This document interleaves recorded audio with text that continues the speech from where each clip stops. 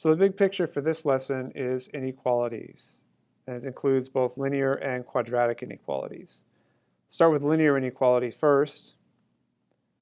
2x is less than negative 5. To solve the inequality, divide by 2.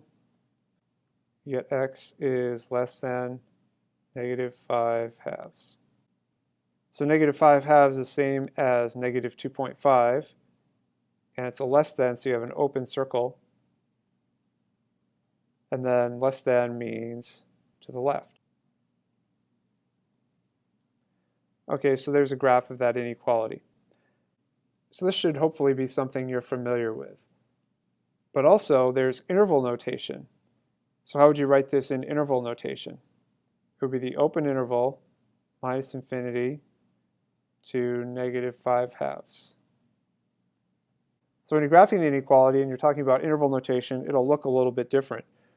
Instead of having an open circle, you'll have an open bracket like that. Then it will go to the left. So whether you see an open circle or an open bracket, you should be able to identify what that means. Now let's look at quadratic inequalities. So I want to talk about this example in the lesson. You're solving negative x squared minus 2x plus 8 is less than 0. So you solve the related equation for x to find the x-intercepts, and then you plot those. And those are the points where the inequality kind of changes, if you will. So in this case, you're using open circles because it's less than and not equal to. And since a is negative, the parabola is open down. So you just do a rough sketch here. And so what you can do is you can use the points below the x-axis to say where the inequality is less than, and above the x-axis is greater than. So we're looking for less than in this case, and there are two sides of the parabola that are below the x-axis.